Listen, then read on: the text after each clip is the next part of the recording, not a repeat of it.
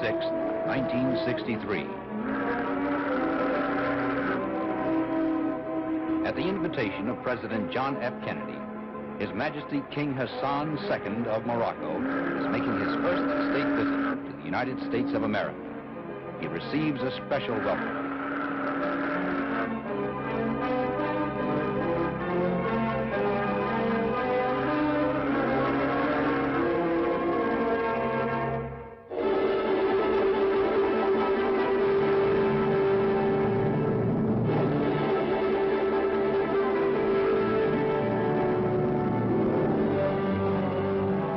The first stop on the King's American tour is the historic city of Philadelphia.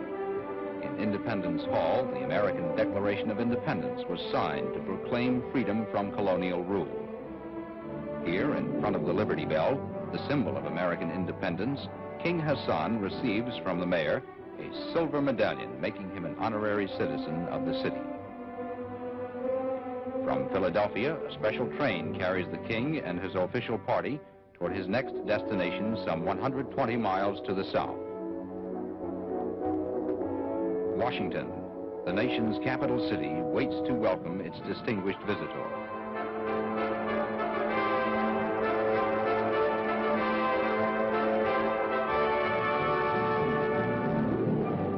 At Union Station, President and Mrs. John F. Kennedy arrive and join high government officials and members of the diplomatic corps to greet the king.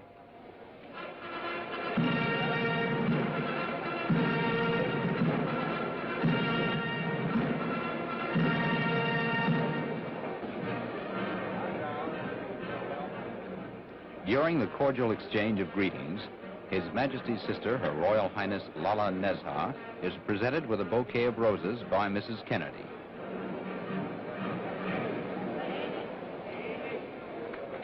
After meeting the waiting dignitaries, the king receives the president's warm welcome. Your Majesty, it is a high honor to welcome you once again to the United States. And I am confident that your visit here on this occasion will be as fruitful and as beneficial to both of our countries as a visit of your illustrious father with my predecessor, President Eisenhower, several years ago. Though a wide ocean separates our two countries, they have been bound together throughout our history. Your country was the first to recognize the United States in the most difficult days of our revolution. Our first president, President Washington, sent our Constitution to your country in 1789. And from that day to the present, the ties have been intimate in war and in peace.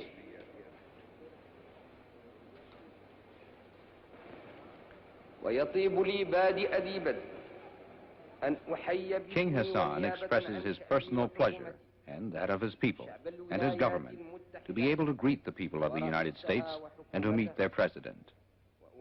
He also mentions the affection and admiration which Moroccans feel for Americans and says he hopes to consolidate the friendship which has existed between the two countries since the dawn of American independence.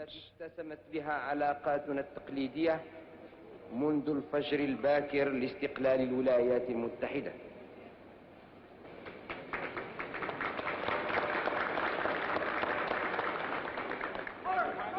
Leaving the railroad station, the motorcade passes in front of the Capitol building, where the nation's legislative body meets.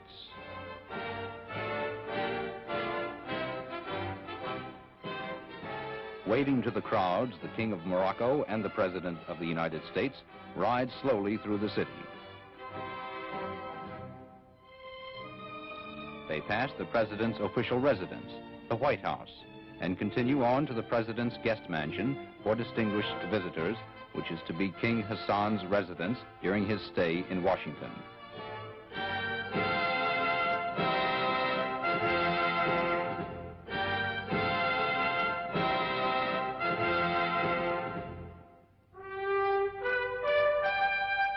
One of His Majesty's first official acts in Washington is to pay a visit to Arlington National Cemetery, the last resting place for many of America's most honored war dead.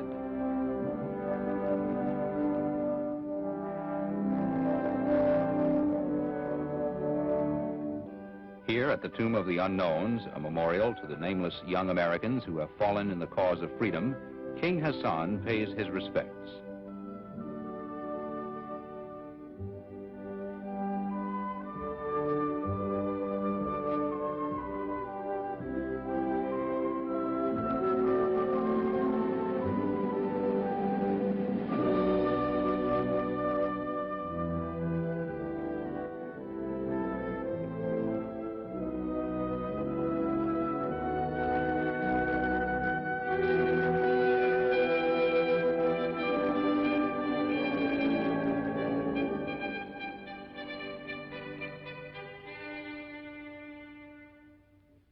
Returning to the city, the king goes directly to the White House for his first conference with President Kennedy.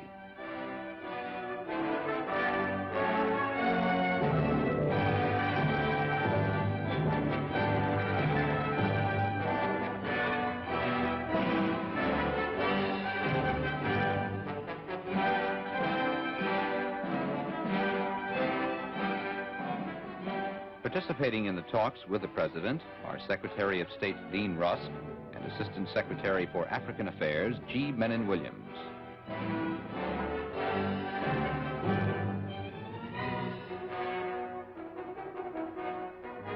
That evening, the king returns to the White House for a state dinner at which he is the President's honored guest.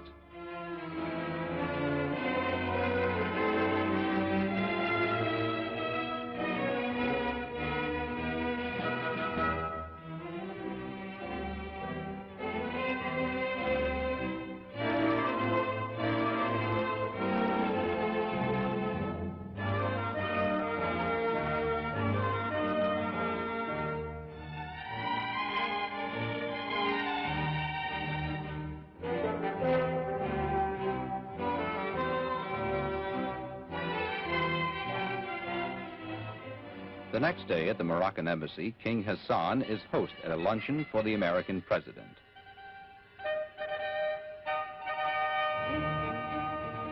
The Moroccan ambassador to the United States, Ali Benjaloun, joins the king in greeting Mr. Kennedy.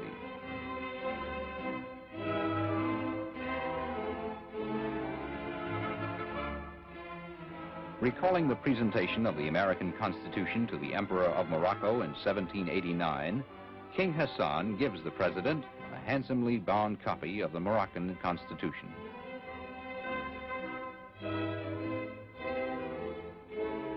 That night, King Hassan is host at a reception for the Washington Diplomatic Corps.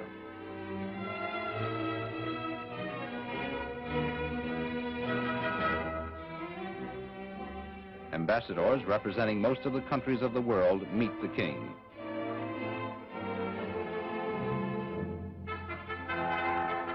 Assisting in welcoming the guests is His Majesty's brother, His Royal Highness Prince Moulay Abdallah and Princess Lala Nezha.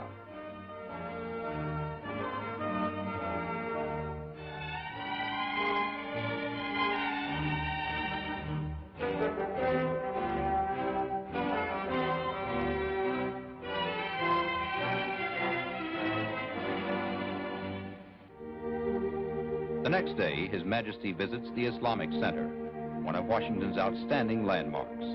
This center serves not only as a place of worship, but also as an institution of learning for those studying Islamic culture.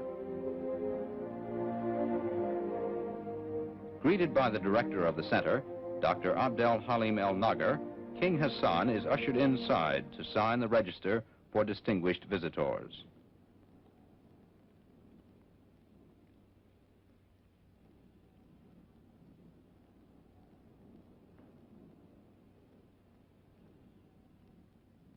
Later, the king proceeds into the mosque for prayers. This mosque was built and is maintained by the contributions of 15 Muslim countries.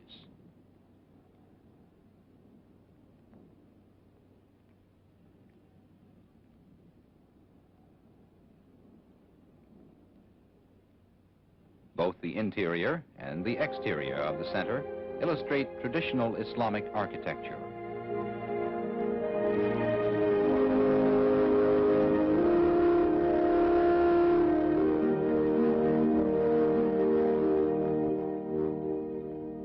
From the Islamic Center, King Hassan is driven along Massachusetts Avenue, where the embassies of many nations are located.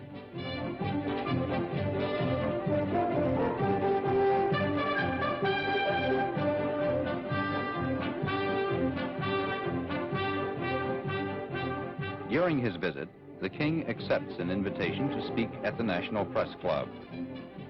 The National Press Club is one of the most important forums of public opinion in the United States. Its members include many distinguished journalists.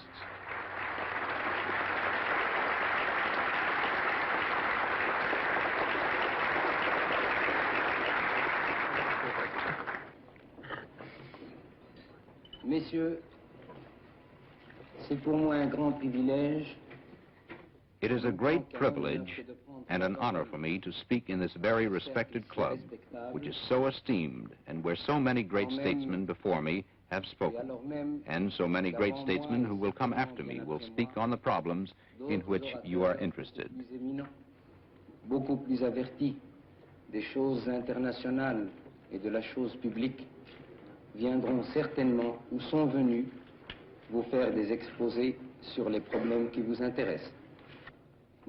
My father before me came here proud and with a quiet conscience because he knew he was coming into the citadel of freedom and democracy.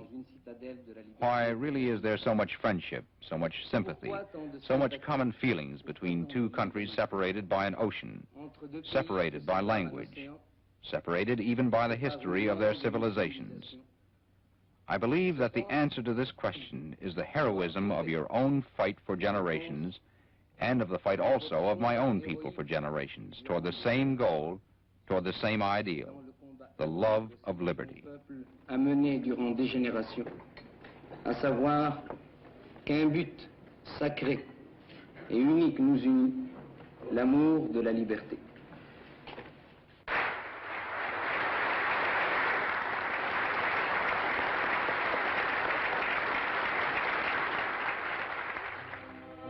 Later, at the invitation of the President, the King returned to the White House. Following their conversation, the President escorts the King to His Majesty's residence. During their cordial talks, the two chiefs of state reaffirm the close friendship which has existed between their countries for generations. They discussed the economic development of Morocco and the welfare and progress of the people of Africa.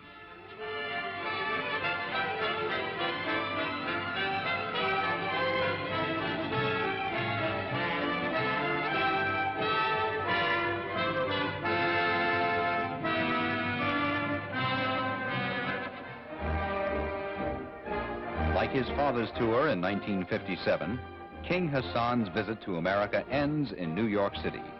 Here, the King is accorded the traditional welcome for distinguished visitors, a parade up Broadway.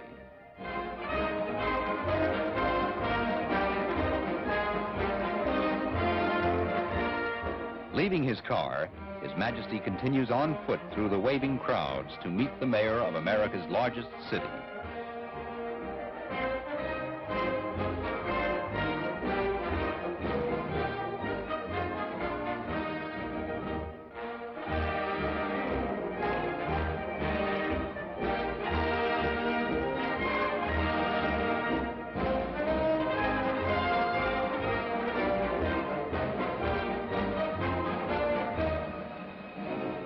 From City Hall, the King is escorted to his official residence in the city.